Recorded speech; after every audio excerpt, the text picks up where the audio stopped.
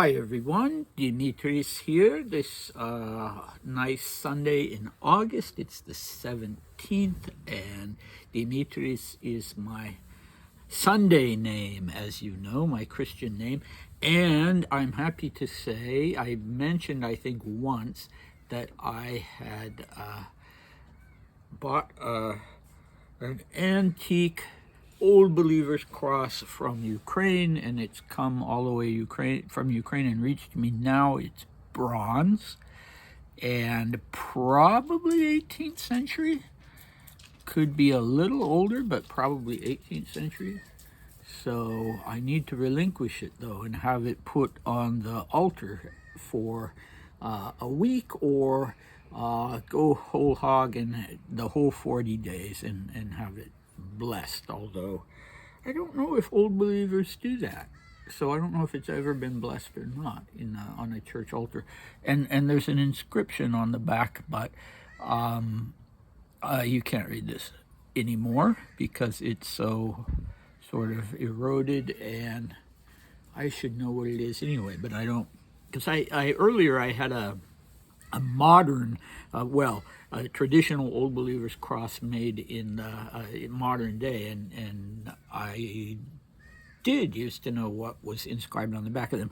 I am not an Old Believer. I just like old things. So the Old Believers broke apart from the Russian Orthodox Church in the 17th century, in the 1600s, when the Tsar Alexei decided that Russian Orthodox practice had drifted over time away from the Greek practice, and he decided that it should be put back in accordance, in agreement with the Greek practice, and the Old Believers were scandalized by that, and they're sort of they were sort of a fundamentalist version of Orthodoxy, and they would sometimes, burn themselves alive rather than adapt to the changes. For instance, in the way you cross yourselves, in the way you hold your fingers, and I believe, I don't know for sure, but this is the way the Greek Orthodox Church does it, and I believe before it was brought back in line with Greek practice, it was maybe 2 fingers or something, and they believed that you could go to hell if you crossed yourself that way. And in fact, it's not even necessarily an antiquated belief. I think I mentioned before that when I was managing a little Greek Orthodox bookstore, some Old Believers came into the shop, a mother and son, and we have, I think, a fair number of them in Washington and Oregon states. And they asked me to cross myself, and I did, and they said, well, you have just invoked Satan. So, there we go. All right. Anyway, I have one of their crosses now. That would probably scandalize them as well. All right. Gosh, I'm going off on a real tangent here. I'm tired. I always talk too much when I'm tired. Well, in general, but especially when I'm tired. So we're in 1935 today. I haven't even said this is the Grand Duke Dmitri YouTube video series. Our recap: in 1915, there was a spat between Ducky and Michin that Ducky was sort of still upset about and was complaining to Dmitri about. And he also went to a war memorial for those who had died in the Battle of Kaushin, his own fellow Horse Guards officers and men. And in between times, he was pretty much spending all of the time that he could at the yacht club, gambling. Okay, so our last 1935 video was in Nice in August. Dmitri was on the road with Cousin Beck. Today we have him back in Paris, but at that time he was kind of making an appeal for missionaries to spread the word about young Russia. All right, our cast for today is simply Kirill. Kazimbiek doesn't even come into it, and it's a very short one. This may be the whole thing that he said as a kind of introduction to the event. I don't think it was a whole speech, so I think this is all that he said. 2 short paragraphs, and here we go. I should say the occasion was a reception for the quote-unquote sovereign emperor at Young Russia House in Paris, 18th November 1935. Here we go. Young Russians, our party has 2 tasks. The first is to earn the sovereign's trust through sacrificial service to his cause, and his is with a capital H, to which all party members swear a solemn oath. So the first is to earn the sovereign's trust through sacrificial service to his cause, to which all party members swear a solemn oath. The second task is to earn the trust of the Russian people in Russia. We have accomplished the first task, as evidenced by the presence of the sovereign among us today. When will the second task be accomplished? The creation of a common united whole.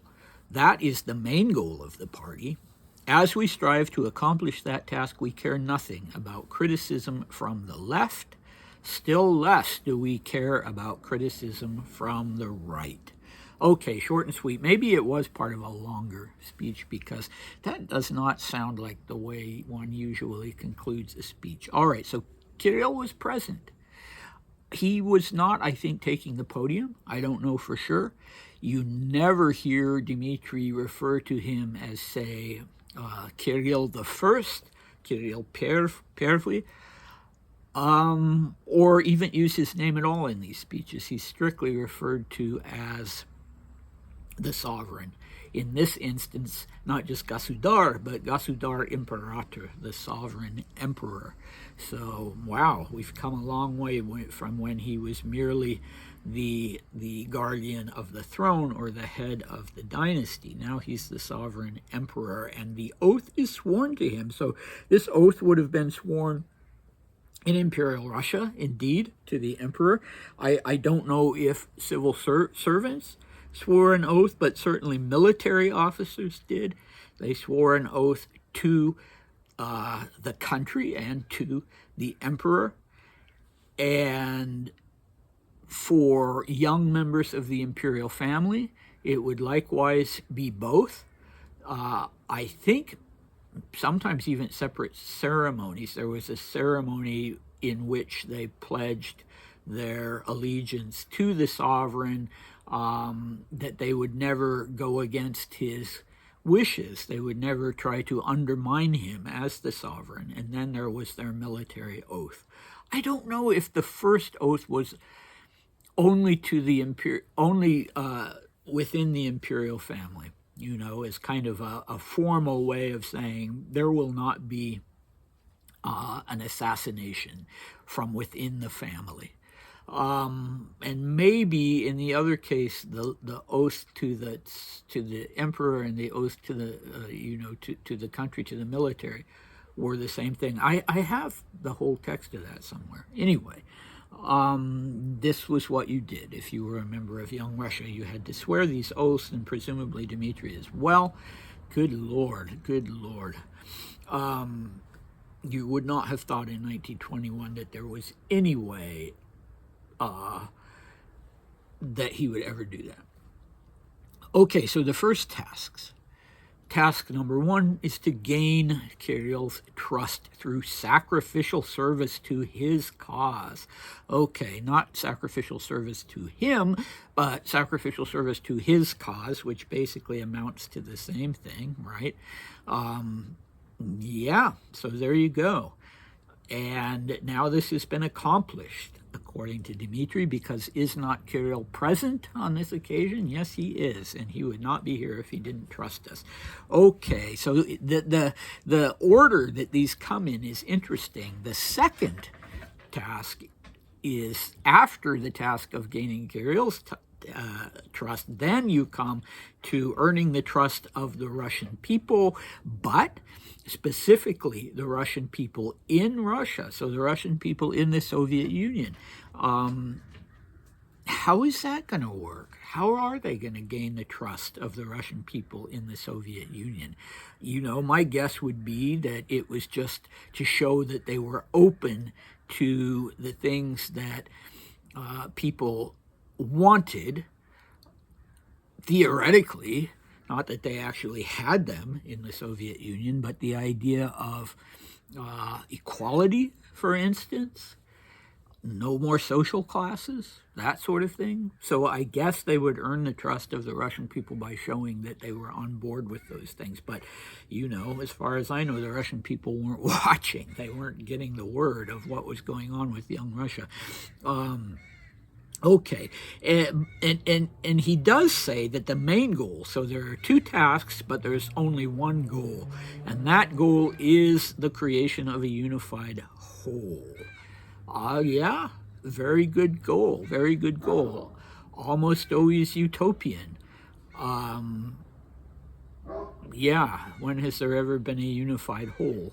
But at least you could have people working together, right? One country, anyway, without the division between white Russians and red Russians. By white Russians, I don't mean people from Belarus, which literally means white Russian, but white Russian in the sense of this conglomeration within the emigration of Tsarists and people who wanted a republic, people who were opposed to communism. Okay, but so that's an ambition. It's a good ambition, but it's it's definitely on the utopian side. And we've seen that for Dmitri himself personally, this idea of being a unifier was very important. Always in some form, even going back to his childhood when he wanted to bring people together and was distressed when they were fighting with each other. I wonder how he felt. He doesn't tell us about that with the fight between Mikhin and Ducky. He kind of agreed with Ducky that Mikhin receiving this Medal of St. George was, bad form on her part. But anyway, finally, we are how to put this? We are less concerned with criticism from the left wing of the immigration than we are with criticism from that didn't come out right either. So he's being very dismissive of the right. It's even less consequential. Criticism from the right is even less consequential to us than criticism from the left. Well, that basically means that it annoys them more. Criticism from the right annoys them more than criticism from the left, and I can tell you exactly why. Because of this whole idea that young Russia were fellow travelers, and that would not have been a sort of deal breaker for those on the left. They understood that it wasn't, they weren't fanatical communists. They were just open to these new ideas, and that wasn't a problem for the emigres on the left. For the emigres on the right, by God, it was a huge problem.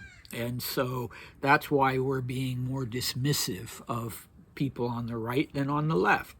And this, despite the fact that from an exterior perspective, young Russia had the trappings of Italian fascism, the design of the uniforms and the armbands and that sort of thing. But, internally, this was very different. The right wingers were looking at them and seeing Bolsheviks, essentially. Okay, so next time, what do we have? When we return to 1935, we'll have the beginning of a very important, very long, but don't be put off by that, speech given by Dmitri, where he just puts everything into it. What he feels like he needs to say. And he starts out by putting young Russia, to a certain extent, within the Russian revolutionary tradition. You can tell me if you think that's hyperbole on my part, but I don't think so. And in 1915, which will be the next video, we will have Maria and Dmitri going off to Tsarskaya to have lunch with Nicholas and Alexandra. And then it will be party time for Dmitri after that. That evening he'll go to, just a full-on party in the midst of the war. But yeah, anyway, I have nothing more to say about that. Do please come back for both of those, and I hope to see you next time. Bye.